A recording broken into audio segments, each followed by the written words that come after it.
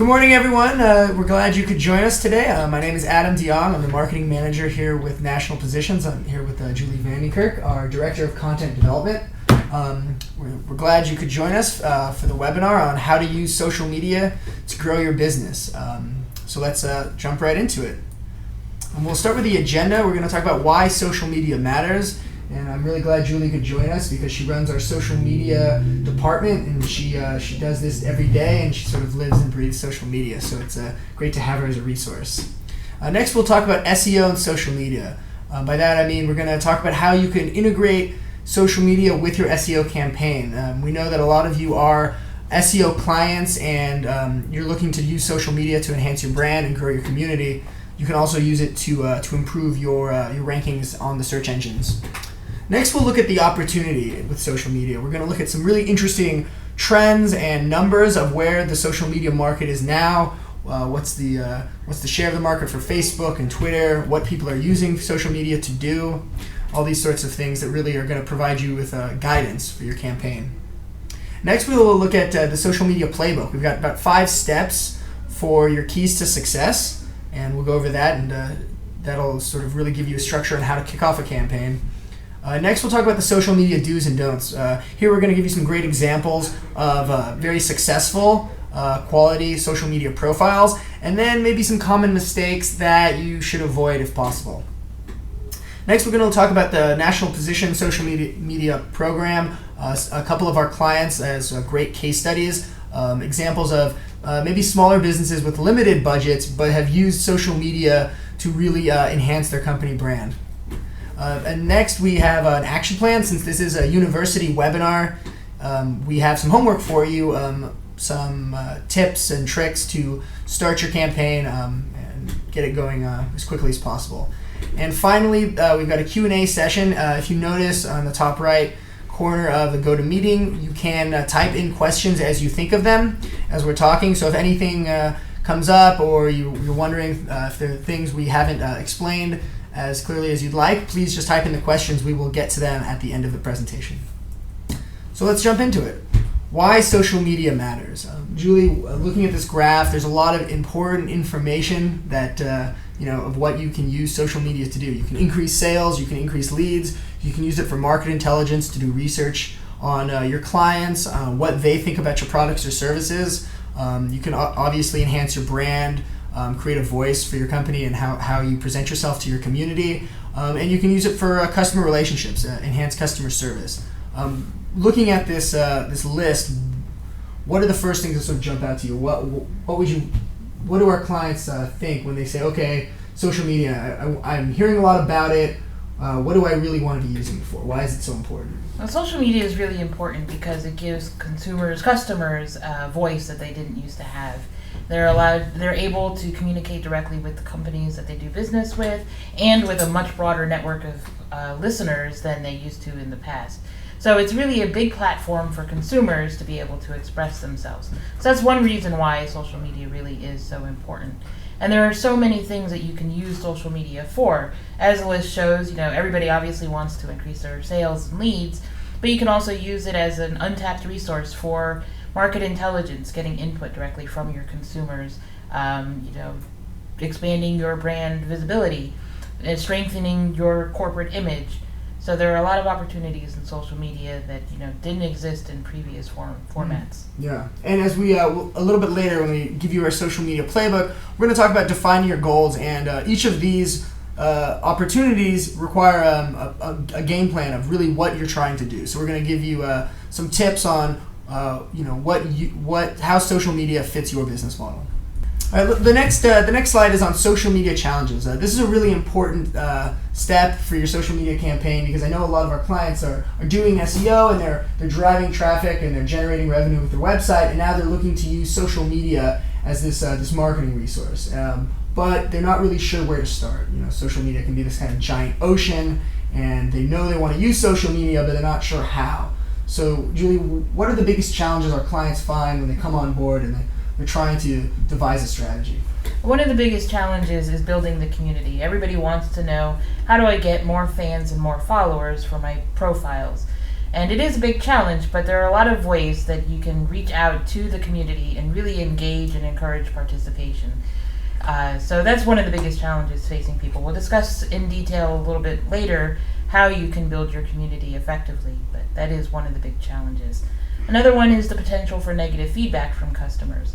By giving your customers such a big platform to speak about your products, you're also leaving yourself possibly open to honest negative feedback as well. So it's a big challenge to a lot of clients. How do I deal with, the negative feedback? How do I respond to it? Do I respond to it? So knowing how to deal with all the potential interaction that comes from customers is a big challenge as well. Yes, and we've got in our do's and don'ts section we talk about how to sort of avoid these pitfalls. But it's important at the outset of your campaign to devise to maybe create a list of some of the challenges you're going to have for your campaign to make sure you sort of overcome them.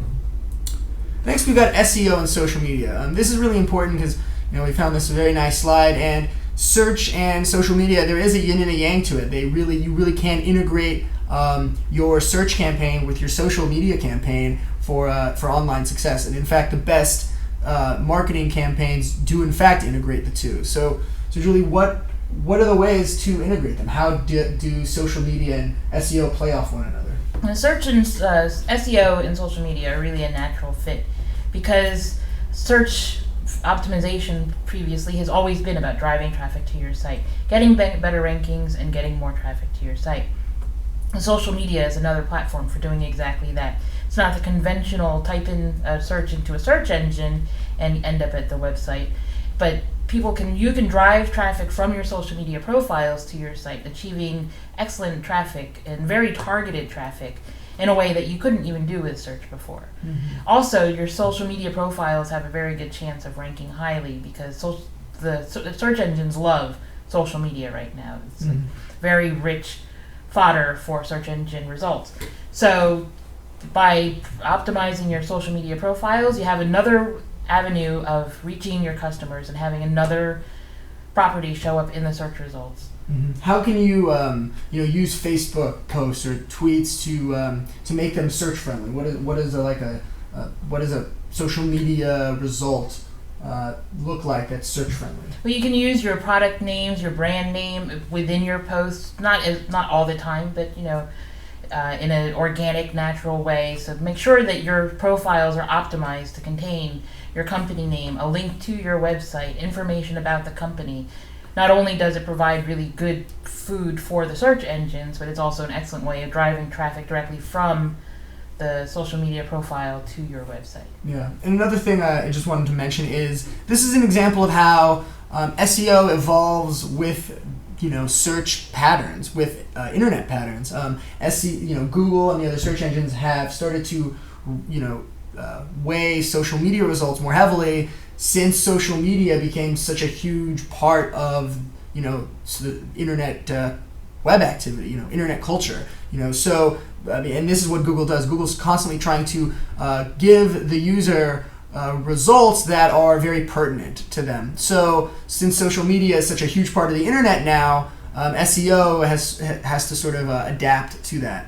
And also one other key point is not just are you using social media for SEO, it's also great for reputation management, for branding. So if you have a business where a customer or a prospective customer is going to do a bit of research on you, which happens almost all the time before someone really sort of commits, they're going to Google your company name because they want to see what is out there on the internet. Well, if on the first page results for your company name you find information, someone finds information about your Twitter feed where clients are responding to you, interacting with you, and there's great customer feedback, well, that's just that's only going to promote your brand that much more. So let's move on to understanding the opportunity with social media. Again, you probably have heard how social media is just exploding, and we're going to take a look at some numbers that really illustrate why. This first one here, we've got 90% of people trust recommendations from people they know. So this feels right. I mean, and it's a really important data that has been collected in the study, but it makes sense logically. I mean, this is what social media is. Social media is about word of mouth marketing. It's about a friend telling another friend about a company they're using, about a product or service that they've gotten great results from, that they really like the company, that they're really happy. They're a really happy consumer. And before, this used to take place, but it would take place offline. Now it's just being done digitally. So you have to look at social media as it hasn't really changed the fundamental way people do word of mouth marketing, but the scale of it has just been taken to the nth degree. So now, you have the opportunity with word of mouth marketing to reach many more clients much more quickly. And the next graphic to the right of that is 70% of people trust recommendations from people they don't know. Now that is a much more surprising piece of data, but when you actually stop and think about it, all it's really saying is that if someone finds out about a company indirectly from Facebook or Twitter or YouTube or LinkedIn, and they don't know that person very well, they're still more likely to consider that company or giving that company their business than if they just get blasted on a television advertisement, or a print advertisement, which is more outbound marketing technique. And the reason is because as social media has grown, the concept of social networking has changed. Now you're friends on Facebook with maybe 1,000 people, so it's a friend of a friend of a friend, but you still know that person and you still are likely to take their recommendation seriously. The next graph here we've got on the bottom left is 300%, which is the growth in time spent on social networks. So again, the more time people are spending on Facebook and Twitter, the more exposure they're getting to companies that are selling the products that they want to buy, the services that they need. So the more time people are spending online on Facebook, the more potential there is for exposure. And this last point is a really key point, and I know Julie sort of has a lot to say about it, and it's this idea that one-on-one is the new marketing reality, and this is replacing one-to-many. So I mean, what exactly is one-to-one marketing, and how do you use it? Well, one-to-many marketing has always been the traditional method of talking one, commercial blasted to many consumers. You're sending one message out, to a mass market. One-to-one marketing can mean two different things. It can mean sort of taking that back from the one-to-many, where you're talking to a large group of people and talking on an individual basis to each consumer. If you're answering questions on your Facebook page or you're retweeting things on Twitter, that's a one-to-one interaction. It can also mean, like you said, the word-of-mouth marketing of one friend telling another friend about their experiences with a particular company, whether it's their products that they like or their services that they enjoy. One-to-one can be, a really powerful form of word-of-mouth marketing. Mm-hmm. So moving on, looking at, this is sort of to pull back the perspective a little bit. We live in a media-rich world where media is moving faster and faster and consuming more of it. So let's get a little bit of perspective of just the phenomenal growth of social media on a historical level. Radio took 38 years to have 50 million users, which probably back then seemed like light years. Television, it took 13 years for there to be 50 million people using TV.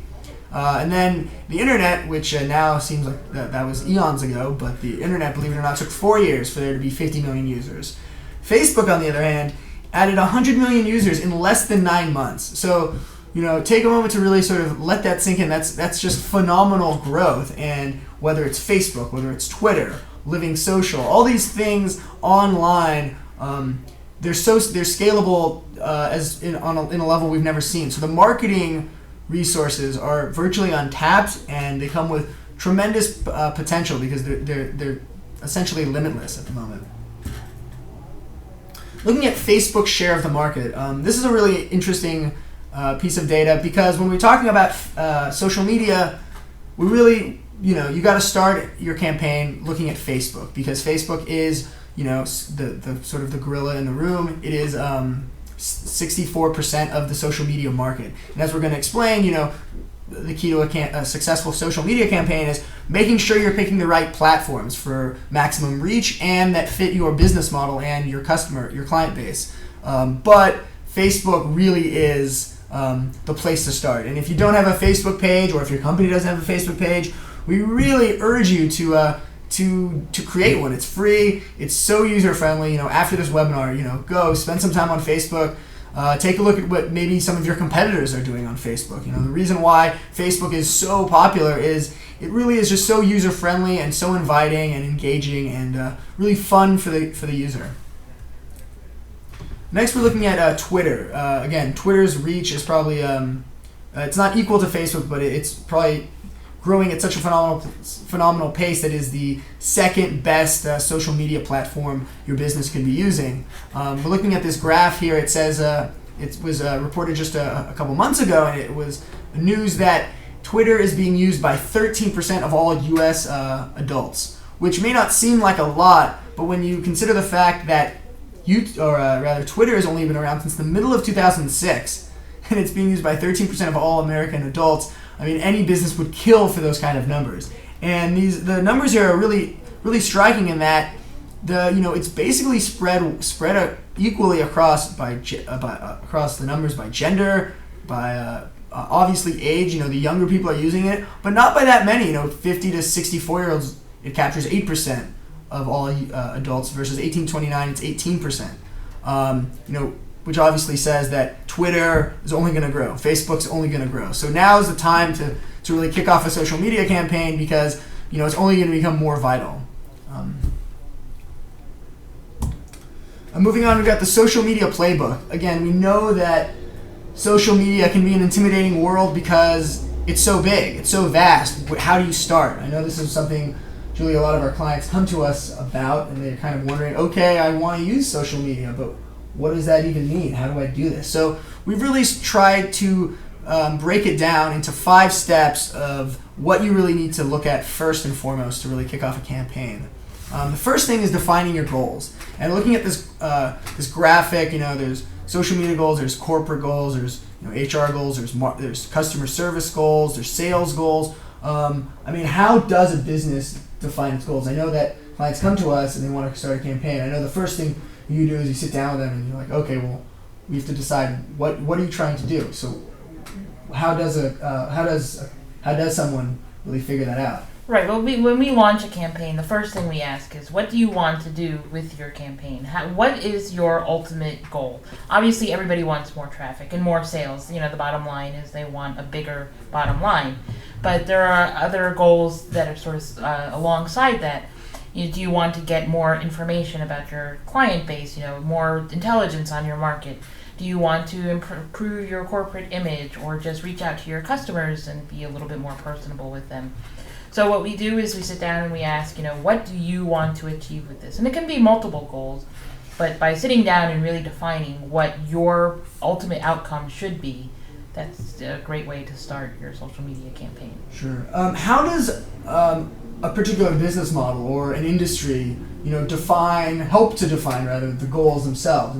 If someone is maybe a couples therapist or a auto dealership, or a mechanic. All these things are different. They have different client base. They have different business models. How should that define a company's goals? You definitely want to start by looking at your market. Who is your demographic? You would market to a group of 18 to 25-year-olds a little bit differently than you would, say, 30 to 45-year-olds.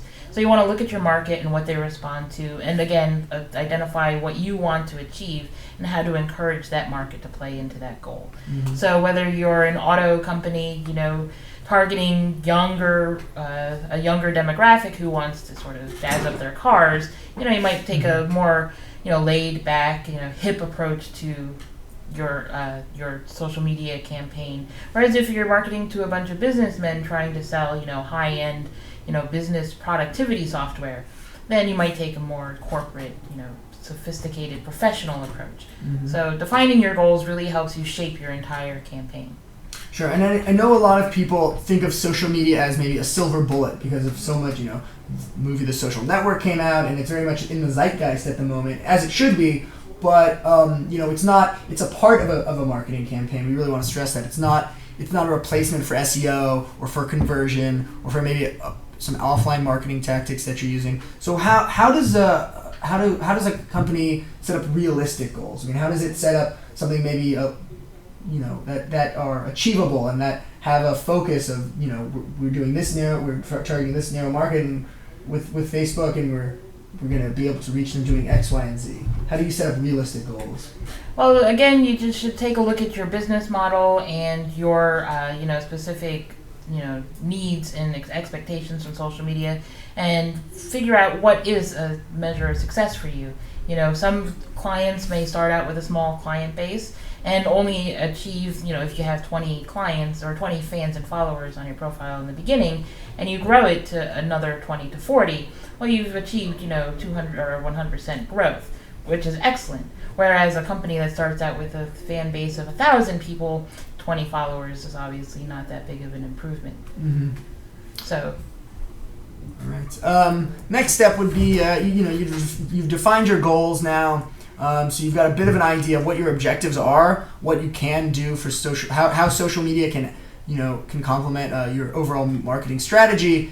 Next step really is choosing your platform. As you hear, there's Facebook, there's Twitter, there's YouTube, there's blogs. Which again, blogging is an aspect of social media. We do want to stress that is that one of the platforms you should be using is your blog. Not only you want to integrate social media, or rather your blog with social media. Your blog is a great way to sort of build a community, as we'll talk about later. But I guess, Julie, I know that the first thing our clients, or not the first thing, but one of the first things they need to do is decide which sites should they be using. There's so many out there, and there's like more opening by the day, it seems. How do you choose your platform? There are definitely a lot to choose from. So the first rule, I think, is start with Facebook. Everybody is on Facebook, as the statistics have shown. And it's really just a massive platform. And people expect to find you on Facebook. If somebody searches for your company or product on Facebook, they should find a page that corresponds. And it should ideally be a page that you created. So Facebook is a definite, match, basically no matter what your strategy is.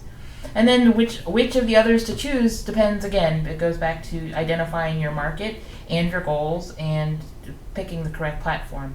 If you have a market that's younger, then maybe Twitter is a better choice, whereas if you're marketing to a bunch of business professionals, then LinkedIn may be a better choice. Mm-hmm. It really just is a matter of identifying who you want to market to, how you want to market to them, and then picking the correct platform. Yeah, and that's really why we want to stress that the first step in defining the goals and your objectives is such a key first step, because that's going to dictate the rest of your campaign. So the third step is building your community. You hear this a lot. Social media is great for building a community. So Julie, what does that mean, and how do you build your community? Well, as we mentioned in the beginning, building your community is one of the biggest challenges in social media. Everybody wants to know, why isn't my fan base growing? So it's really important to realize that one of the first steps is to leverage your existing customer base. To use your customers who are already using your products or services as sort of brand evangelists to really go out and tell other people about your company. So you want to, first they need to know that you have these Facebook and Twitter profiles or whatever social media profiles you've created. Typically we set up like an email blast to your contact list, to a client's contact list, to let them know, we are now on Facebook, we're now on Twitter. And then internally there are a lot of things you should do as well. Every newsletter that you send out, every email that you send out should contain links to your social media profiles and a call to action to really encourage people to follow us on Facebook or follow us on Twitter. Mm-hmm. Well, how do you connect your existing clients with new clients? And what that seems like that's sort of the secret step, or not the secret step, but the key step in this process of building a community. Because the first people who might like your page or follow you on Twitter are, satisfied, loyal customers, and you need them to really sort of spread the word. What are some things you can do to really sort of promote that growth? The key to really getting exposure to a new set of clients or customers is to encourage participation. By getting the people who are already your customers to talk about you on your Facebook wall or to retweet you on your Twitter profile is to encourage them to participate. Ask questions, post polls, have contests. Every time they interact on your profile, the people in their networks are going to see it, and it's going to show them not only your brand and give you the visibility, but really enhance your corporate image as an accessible company that's really in touch with their customers. Mm-hmm. And we're going to actually talk about some key things you can do to encourage participation, which is again a very important step in this process. For the fourth step is sort of 4A and 4B. We'll start with 4A because it's sort of these things are intertwined. And this is providing value exchange. To build your community and promote growth and get your brand out there, you really need to provide value exchange. This graphic we've shown is a great example. Thunderbird Resorts. It's a wonderful example of providing value exchange, and this is something that happens on Facebook every day. Like us now to get special room rates exclusive to our fans and followers. So if they can figure to get 1,000 more likes, 1,000 more people to like their page, there's such an indirect benefit of this. Your marketing exposure is sort of growing exponentially, and what are they, maybe they're giving a 5% discount or a 10% discount, which, if someone's saving $5 or $10, that's a great value to them because it takes 5 seconds to like a page. And what we found through all these studies is that people are taking to Facebook they're looking for value. They're hunting for deals. Whereas people maybe used to clip coupons or look through the classifieds. They're now taking to social media to find great deals. So, Julie, what would be an example of attractive value exchange? How do you go about finding out as a client, okay, I want to provide value exchange. How do I know what counts as good value? How do I know what my community is looking for? How do I know if I'm enticing them with something of enough value to them that they are going to, like my page, comment on my wall, really sort of be an interactive member of my community? Well, the beauty of social media is that it is so dynamic that you can try a lot of things to find out what really generates a response. So you can start small with a small promotion, a minor discount on your products, and see gauge the response that you get. If you get a very good, strong response, then you're probably on the right track. And if response is a little bit, weak, then maybe you should try something else. It also doesn't hurt to ask your customers, what they want to get. What do they expect to get from their interactions with you? And they'll definitely tell you if you open the floor and let them express what it is they expect to get. But people definitely expect value exchange. They're very savvy, and they know that by liking your Facebook profile, liking your page, or following you on Twitter, that they're doing you a favor, and they expect something in return. Yeah, and that's a really key point, is social media just reflects the real world at this point. And just as there are really savvy consumers out in the world before Facebook took off, these people are now on Facebook. So you can, say tweet to all your followers and use the appropriate hashtags to really sort of get people to find you, not just by followers, but by search results. And then you ask them, hey, what's a great giveaway for my company? And then people will respond. They'll retweet you, or they'll mention you. And then, depending on the feedback, or you can find out what a great deal might be. Or you could have create a poll on your Facebook page and let people know with a Facebook update. Oh, hey, we've created a poll. We're gonna have a giveaway next month. Which of these giveaways do you think would be the most attractive? And people will respond, and you're gonna get maybe hundreds of responses, or even thousands if you have a great page. And so what you're doing here also in the value exchanges, you're doing great market research for no money really, and it's it's free. It's really illustrative. Whereas before you might have to do that with focus groups, or you might have to have a study after you've provided value exchange, after you've done a campaign or an advertising campaign. You could only learn after the fact. You now can. It's very seamless. All these things are working in a very fluid way. So another great example is I recently saw a company that had a poll about what sort of on Facebook what would be a great giveaway, and then people decided, since the iPad 2 is such a hot item at the moment, an iPad 2, that was one of the choices. So they created they created a contest to follow up the poll that was the first five, I think 2 of the first 5,000 people to like our page will get a free iPad, or like 2 of the first 10,000, something like that. And, they got I think 15, 20,000 people to like their page. And for them, they were thinking, okay, they were able to obviously factor in, this is very cost effective. We're getting, thousands of people to like our page and to sort of become brand evangelists for us. And over the long term, over a year, that's probably going to generate X amount of leads. That's well worth the investment of 2 iPads. So you have to think of this as a marketing budget, and that's what you're really doing with the value exchange here. Now the next step of this 4B, and it really sort of goes hand in hand with value exchange, is encouraging participation, because you're using value exchange. It's sort of it's sort of the means to an end. The end is encouraging participation. So here we've got an example of Southwest Airlines responding, participating with a client. So this is really ultimately what you're trying to do with the value exchange. So how do you, I guess, Julie, the first question I would have then, okay, I'll start this section over again. Sorry. Okay, so moving on from the value exchange is encouraging participation. And the reason is because why these are tied together is because, you're really trying to use a value exchange to encourage participation. That's what it's all about. So I know, Julie, when people come to us, they're trying to encourage participation with value exchange, with these deals, and then they have some participation, and they have a lot of action going on their activity going on their site, and they're not sure, what to make of it. So I guess the question I know a lot of clients have is, is all participation a good thing? How do I deal with this participation? What should my response to this participation be? Should I just, let it go? Should I interact with it? What can I do in response to it? Well, you should definitely respond to 99% of all the participation that you're going to see on your profiles. If somebody sends you a message, you should certainly respond to it, and in a timely manner, because not only is that person looking at that message, but everybody in their networks and everybody who follows your profile is also seeing the interaction. So you shouldn't let messages go unanswered. Even if it's just a thank you for your input, it's very important that you make them feel like somebody is listening on the other end. Mm-hmm. You can also, really ask for people's feedback. And encouraging participation can take many forms.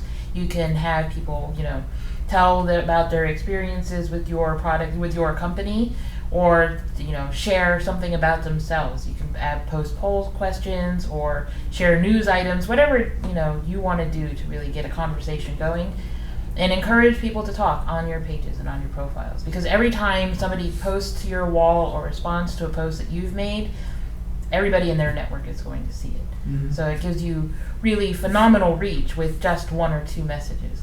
Sure. What would be an example, I guess, of a good way to encourage participation? I mean, what would be if someone's responding and then they like your Facebook page, or they respond, they make a comment on one of your Facebook updates, or they retweet or respond to a tweet.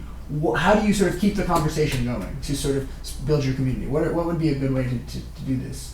Well, you can just have a genuine conversation with them. If somebody says, I bought your product and I think it's great, ask them what they liked about the product. What was their experience that was so great? If they say, I bought this from you, but it didn't work properly, you also have the opportunity there to invite their feedback about the problems that they had and to make sure that it was resolved correctly. Mm-hmm. So just be genuine and be open and really listen to the customer, and you'll be able to really get a good conversation going. Sure. All right, so now the fifth step in the playbook, this is a really important one, measuring the results. Just as everything in life, you have to have goals to reach, to sort of achieve, you also then need to, at the end of an effort, a campaign, you need to measure your results. How did your efforts really stack up to the goals that you created at the outset of the campaign?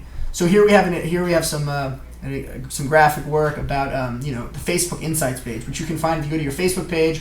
On the right side of the page, it has a button for Insights, and if you go, this is some of the information that it'll give you. All sort of your activity about likes, lifetime likes, active users, comments, feedbacks, views. There's really a lot of great information on Facebook, on Twitter, about all of your social media activity. So you really do need to measure your results, because otherwise you're not really going to know, if you're getting more activity and you're growing your community on Facebook and Twitter and other social media sites. You need to know this, and B, if it's generating leads, if it's or it's improving customer retention, because ultimately that's what you're trying to do. So Julie, I know that people come to us and there's all sorts of data out there. How do they measure their data? What should they be paying attention to? Well, there is a ton of data out there when you start to look at the analytics on various sites for your social media work. Facebook has the Insights page. There are various software applications that will help you analyze your Twitter traffic and there's things like Google Analytics. But what you really want to look at, what's really wonderful about social media is that you get instant insight or almost instant insight into what you're doing. So you can post, say, a special on Facebook in the morning, and by afternoon you know whether people are responding to that and how they're responding. Are they responding favorably, or are they ignoring you? So take a look at it. Facebook gives you excellent insight into what you're doing and how you should proceed, whether you should continue on that path or maybe revamp your strategy. Again, it goes back to setting your goals. One of the things you need to look at when you're measuring your results is, what your goal was and whether you're achieving that goal. You can set a goal that you want to enhance your customer perception, enhance your image with your existing customers, which means that how many new followers you added may not be nearly as important as, how much you get your current customers to engage with you. So you really need to know what it is you want to achieve before you can measure whether you're achieving it. Sure. You mentioned Google Analytics there. So I just want to, this is a really great point, but I don't want to sort of gloss over. I want to sort of just come back to it. What is maybe what can you use? I know people are going to use Google Analytics for SEO tracking, for to know their traffic, and for conversion to know what their bounce rate might be. Again, we have a great webinar on conversion, just to make a plug for that. It's free on our website. We've put the video up there. You can watch recorded video at any time. So if you want to know about how to measure your analytics and measure results for conversion, you can go ahead and check out that webinar that we did a couple months ago. But so coming back to this point of Google Analytics, what does Google Analytics give you about social media results? How does that go together? Google Analytics gets overlooked a lot when people are analyzing their social media campaigns. But it's really an important resource because it can really help you track how much traffic is being driven to your site by your social media efforts. How many links are coming through from your social media profile?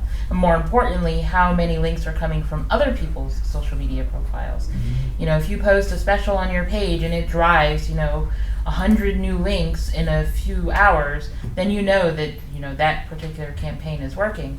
And if you're seeing a lot of traffic come in from profiles that aren't your own, then that you're really doing something that people find interesting and are sharing with others. Yeah, and that's really that's key, because social media success is defined by a few steps. I mean, in like, just like as a conversion process, the sales you need to get found, and then have them come to the website, learn about the website, contact you, and maybe get sold the product or service. Social media has sort of a similar linear working to it, which is people learn about you on Facebook or Twitter from your existing client base, and then maybe they get referred to your website, they get linked back to your website, and then maybe from there they call you, or they fill out a contact form, or it's an e-commerce site and they can buy your product right there on the site, so they check out and they become clients right away. Google Analytics really helps you measure all that, because it can tell you where your traffic's coming from, who's a referral site. If Facebook and Twitter are great referral sites and are generating lots of leads and also, or even lots of sales,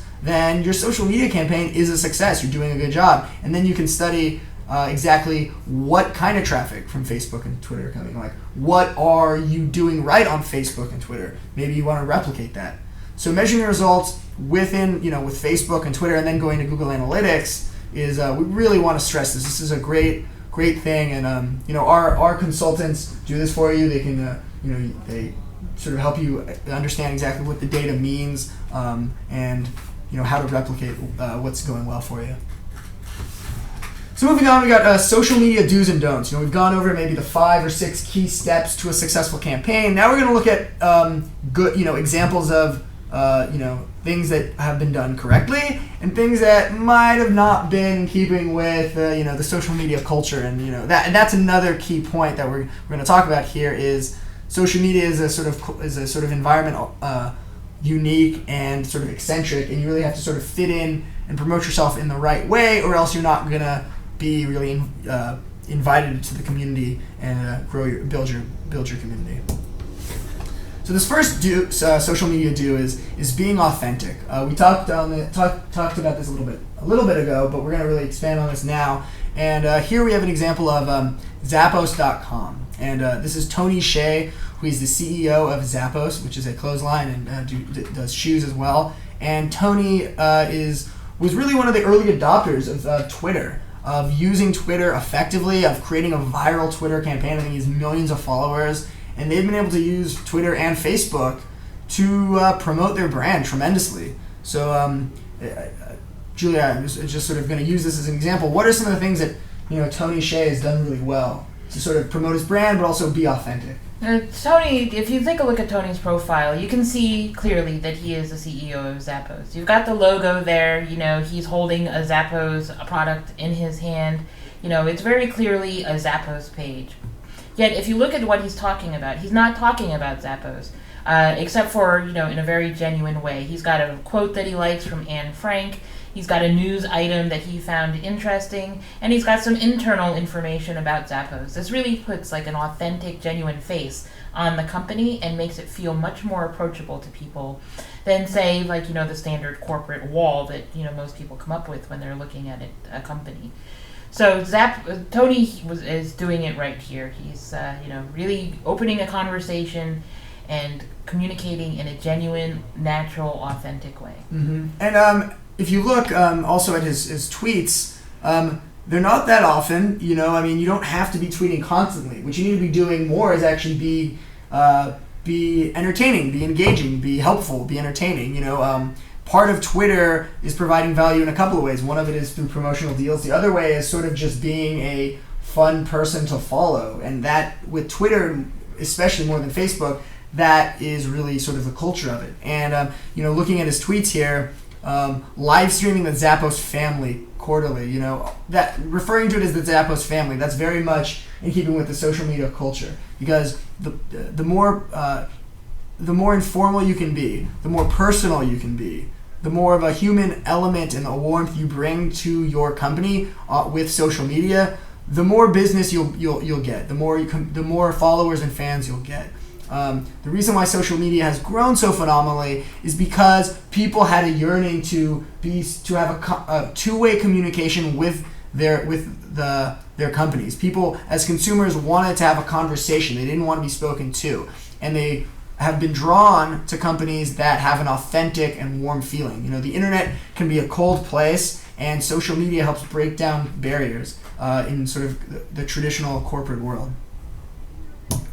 The next social media do that we really want to stress is being active. So, Julia, this is something people hear a lot. They're like, "Oh, social media, it moves really quick. You need to be using it a bunch. You need to be constantly, have an active profile." But our clients come to us, and I know one of the questions they have is, "What does that mean? How active should I be? Should I be posting once a month, once a week? What does activity mean? What is an active profile?" An active profile is really one that feels, alive to people who are following it, and really gives them a reason to keep coming back to it. You can create a profile and walk away from it, and sure, they'll find your profile and they may click like, but they may never interact with your page again unless you're giving them a reason to. So being active really is, continually providing information to the community, and posting information about your company, occasionally about your products and services, but also about things that are going on in the world, current events, things that are going on in the industry, anything that your followers will find interesting and relevant. Just be active. You can't just set it and forget it. You really have to just sort of stay on top of it and keep the information fresh and interesting. Yes, so the Ronco strategy of social media applies. Do not set it and forget it. All the things we're talking about doing, be updating regularly. Stay active. Don't have a contest once a year. Have a contest maybe once a month or every couple of months. Things like that.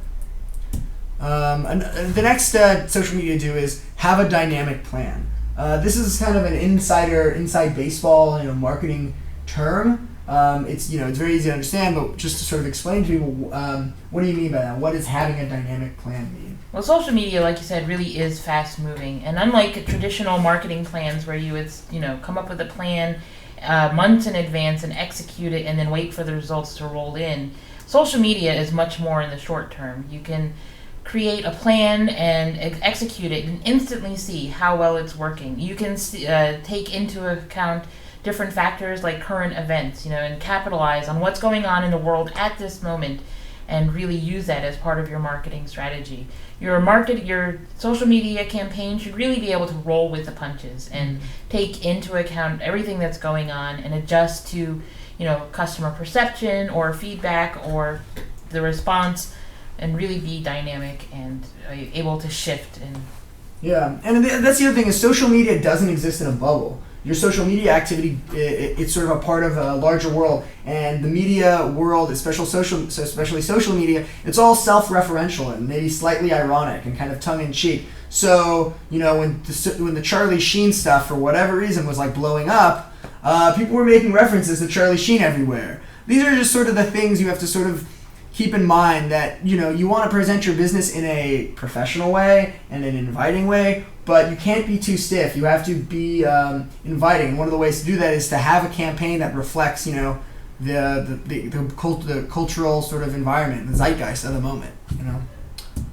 Now we're going to go on to some social media don'ts, some things that are common mistakes that people do when they first come to us or start using social media on their own, and we really try to steer them away from doing. And one of them is doing too much self-promotion. So, Julie, I guess the first question people have when we say that to them is don't just blast people with just salesy stuff and just self-promotion. They're like, well, okay, but then how do I promote my company and balance that with providing interesting information, and how do I really build a community without being too pushy? Well, one thing that's important to understand is that everything you do in the social media sphere is promoting your company, whether directly or indirectly. Whether you're saying my company is the best and this is why you should use us, or just giving them information about something that's interesting but completely irrelevant to your company, you're promoting yourself by creating a more personable, approachable brand. Mm-hmm. So everything you do can be considered promotion. When we say too much self-promotion can be a bad thing, we're really saying, don't just hammer home to people, buy from us, this is who we are, this is what we do. Talk to people, and it just ties back to being genuine. Open up in a genuine conversation, listen as much as you speak, and talk about things that are genuinely interesting to the people who are following you. Yeah, and you are self-promoting. It's not that social media is not about it.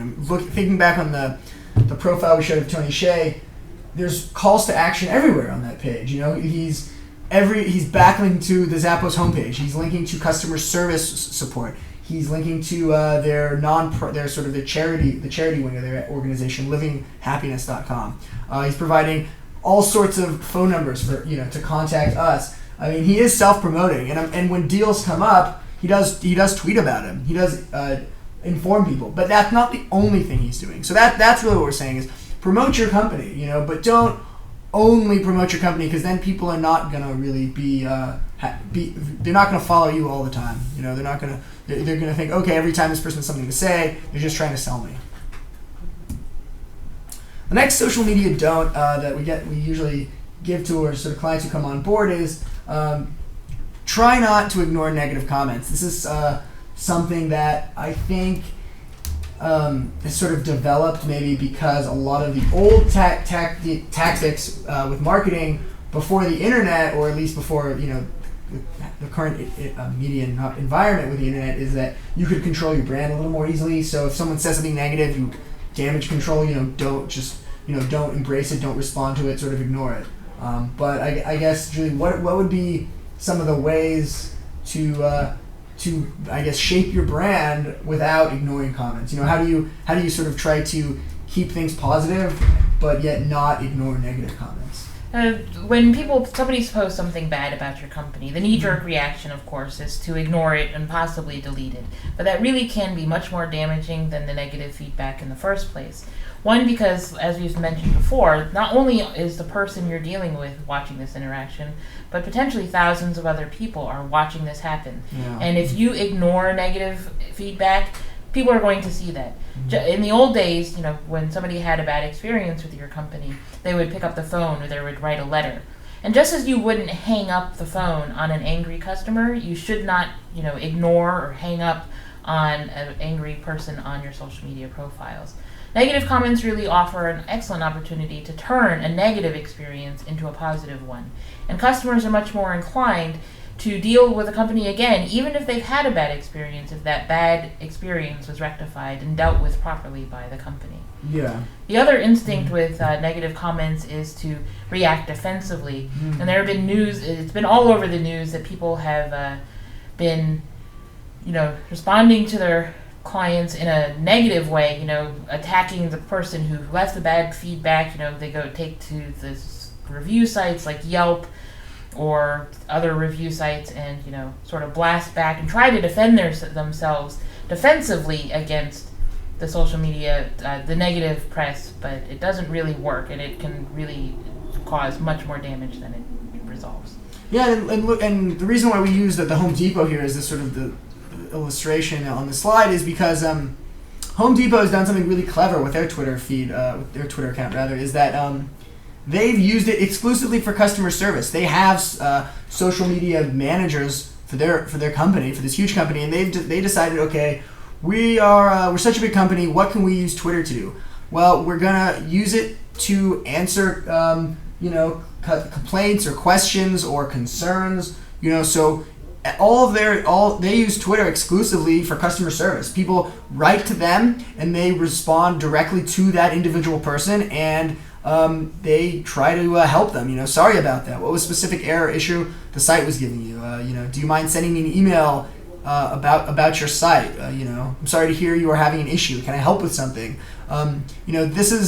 There's great sort of social media currency that the Home Depot is earning here. And this may not seem like much, but if you remember back when Toyota had all these problems with their cars, and then it was there was all this it went viral on the internet, and people were writing all about how what was going on with their Toyota cars. They were taking to Toyota dealerships under warranty, and they were sort of not getting great service or great answers to what to do. Toyota really went to lockdown mode, and they sort of panicked, and people really responded negatively, and people were almost more offended at the attempt to sort of cover the whole thing up rather than address it honestly. And obviously, the problem was, well, they had a faulty product, and this was creating, it was making things dangerous. But you often hear in the world, it wasn't the problem, it was the cover-up. So you want to use social media as an opportunity to respond and to turn a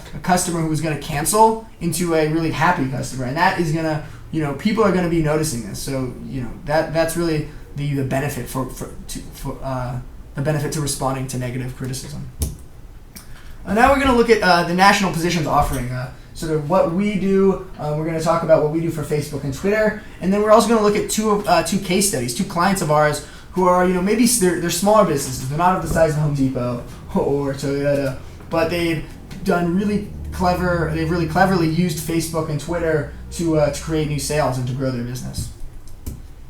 So the first thing we're going to look at is our Facebook marketing campaign. So Julie, what does that entail? What do our clients get with our Facebook marketing program? The clients who choose Facebook marketing, we will create a profile if the client already doesn't have one. If the client does have one, we'll use that and optimize it.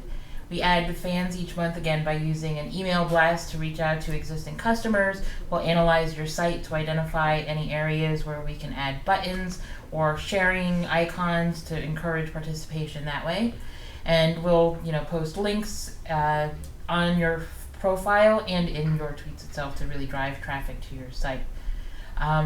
We'll create a landing page that is specifically for your site, that's branded to match your general branding, and with clear calls to action to really encourage conversion from a Facebook visitor to a possible lead.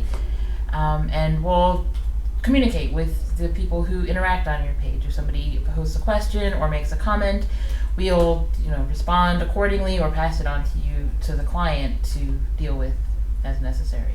And we also do analytics and reporting to show the progress we've made each month on the Facebook account. Okay, great. Now we're going to look at Rowbike, which is a client of ours. This is a good case study. We really wanted to show you this because it was an example of a smaller business that used Facebook really effectively. They really were cost effective. They were able to generate leads and sales. as a result of what we were able to help them with and do for them, we now see that Facebook is now their biggest referral site. So they're generating a lot of traffic to their homepage, to their company site, which is an e-commerce site from Facebook. As a result, they've increased sales. They've improved awareness because it's a young company, so that was a big objective. And they've been able to just further develop their brand. I mean, this is another thing. Social media will help you, will really help you decide and learn more about what kind of brand you should have. People are going to be responding to you, and you're going to really learn what people are excited about, and that's going to help you learn as much from them as they're learning from you. So, looking at the company, Julie, what has Robike been able to do? What is the big takeaway that maybe people watching this webinar might be able to sort of use for themselves? What Robike did. Robike, like you said, is a young company that didn't have a lot of information, and especially, again, this ties back to setting your goals clearly. Their big goal was to get testimonials from existing customers so that they could show people, potential customers, the experience of riding a Robike. So the big challenge for them was, how do they get people to share these videos? So we developed a contest that encouraged people to take videos of themselves using their Robike, talk about the features that they liked about the Robike and their experiences, and then post them to the Facebook page. This really encouraged a lot of interaction and achieved the goal of getting a lot of excellent customer testimonials. And the prize was a Robike itself, so it was a good valued prize. So we had the value exchange in there as well. It also gave the company a lot of insight into their customers, who exactly their customers were, and how they like to interact with the Robike page. What kind of interactions they preferred. So we tried a lot of things and saw what worked and what didn't, and really, were able to shape the conversation in a way that encouraged a lot of participation. Mm-hmm. Great. Looking now at Twitter, the other offering we have for social media is our Twitter marketing program. So Julie, could you talk a little bit about that? What do we do with Twitter? One of the big things we do with Twitter is we add followers every month. We do this through a combination of techniques. We use directory listings. We go out and search through Twitter for followers that are relevant to your company. So we'll find people who are in your market and try to add them. So we have a lot of different strategies that we use, but we build followers, and then we'll post tweets that are relevant to your business, to your industry, or to your market in general. And we'll, try to, again, create a genuine, authentic personality for your company and encourage participation. Mm-hmm. And we try to target, current events, things that are trending where it's appropriate, and, updates that might appear in Google's real-time results.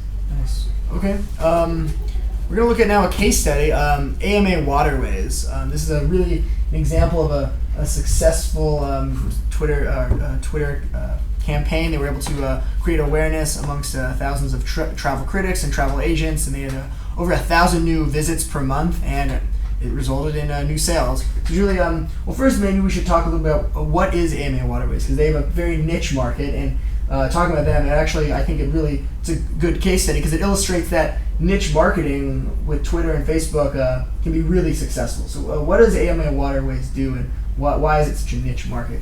Now, a lot of people think that social media needs to be reserved for companies or products with mass appeal. But AMA Waterways is an excellent demonstration that you can achieve a lot of success even if you have a fairly narrow market. AMA Waterways provides river cruises, and instead of marketing directly to the consumer, they're more interested, and their goal in social media was to increase awareness among the travel industry professionals, such as travel critics or travel agents. So our campaign has been geared towards reaching those people as opposed to reaching the end consumer. And we've had a lot of success by participating in various Twitter events that are geared specifically towards cruise professionals or travel professionals. And we've really been able to drive a lot of extra traffic from the Twitter profile to the site and convert a bunch of leads into actual new sales. Yeah. Okay. So this is an example of B2B marketing, which is most people think of Facebook and Twitter, maybe B2C marketing. Facebook may be easier for business to customer marketing, but you can do both. And niche marketing is one of the great things about social media is you can do it relatively cost effectively, and the leads are whatever leads you're generating, it's basically it's great return on investment. So now we're going to look at the sort of third component of our social media campaign, and that's a national brand booster. So could you talk a little bit about what National Brand Booster does for our clients? A National Brand Booster is a social media dashboard that is exclusive to National Positions, and it gives you excellent control over your entire social media campaign. We use it in managing your campaign, but you also have access to it so that if you want to participate in your campaign and take an active role, you can do that. You can post messages across all your social media profiles, whereas in SEO we would say, you don't want duplicate content. When it comes to social media, duplicate content actually is a good thing. So National Brand Booster makes it really easy to post content to your Facebook profile and your Twitter profile and your blog and wherever else you have these social media profiles set up. There's also a lot of really powerful reporting tools within National Brand Booster that help you analyze, it pulls in the Facebook Insights API and also information from Twitter and a bunch of other social media profiles that help you analyze, how many new followers you've added, how much participation those followers are engaging in, and their trends over time. As well as, there's a whole social media monitoring, brand monitoring aspect to National Brand Booster, which allows you to track what people are saying about your company, about your product, or about specific people within your company. And you can monitor whether it's a negative sentiment or a positive sentiment, or if there are specific events that are spiking, a trend in conversation about your company. Sure. So yeah, this is a proprietary software that National Positions offers to our clients. So it's I know there's an often complaint that some people have that there's so many things about social media. I would like to centralize the work. Well, this is something that we offer that does sort of streamline the process. So we've come to the home stretch here. We're just about finished. Since this is a National Positions University webinar series, we have some homework for you guys. Nothing too crazy. We got an action plan of what you can do. Because we've thrown a lot of information at you and ideas. We've got about 4 key questions you should go and answer, and really to start your campaign, build out your Facebook page, build out a Twitter account. The first one is define your social media objectives. What are your objectives, and how are they specific to your industry, to your marketplace, to your client base? What can you do on Facebook and Twitter that maybe some of your competitors aren't doing right now? The second one would be evaluate the opportunities. Again, 1 and 2 are tied together. Once you've decided what your goals are, you can decide how you can go about achieving them. Maybe it's through promotions. Maybe it's through polls and contests, and through videos. There's lots of things you can do on social media. Once you decide on what your goals can be and what you can achieve, then you need to think about, okay, how am I going to go about achieving them? The third thing we want you to really take away is thinking about value exchange. What is the value that you can exchange? What value are your clients going to get to make them become fans and followers? Or what kind of value can you give to people to make them become fans and followers and they aren't yet clients? What can you give them to grow your business? So again, is it promotional deals? Almost always. Is it what sort of giveaways? What sort of customer service? There's a lot of value to be gained on social media. You just have to decide what fits your business model best. And this last one is, who is going to maintain your social media presence? This is a really key point we didn't get into, but that's sort of a topic for another time, and that is social media requires a campaign manager. It requires someone who is going to run it. You might be able to do it yourself, but that's great, but it needs to be someone, because if it's sort of left to the company that, we've created our page and we've created a Twitter account, well, that's how a Facebook company page lingers with 10 fans, and a Twitter account lingers with like 10 followers. Is nobody's there really making sure that you're posting regularly. You're creating campaigns. You're creating contests. You're creating giveaways. It really needs to be run by a particular person within your company. And if you can't do that, then that's a lot of the work that our consultants do here, is we manage your campaigns for you. The conclusion is here we wanted to thank everyone for coming. We're going to have a Q&A session now, but the last thing we want to have a takeaway is social media is great. It's a huge marketing resource. It's a great opportunity. It's not the silver bullet. It's not a replacement for traditional marketing techniques, and it's not a replacement for traditional online marketing techniques.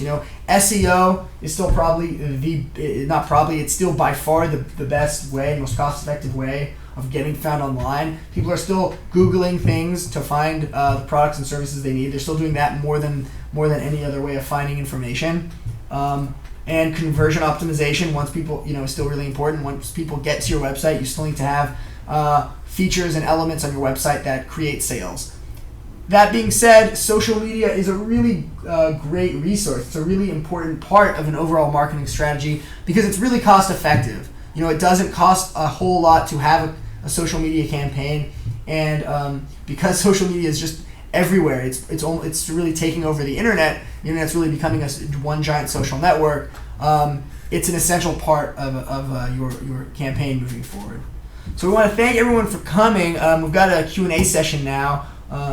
We've gone pretty long here. We're going to keep to a couple questions. So we want to thank for all the great questions, but we want to let everyone sort of go on with the rest of the day. So the two questions we got asked a couple of times in some variations, but the questions were, the first one, Julie, that I want to throw to you is someone wrote in, I have a Facebook page, but not a Twitter account.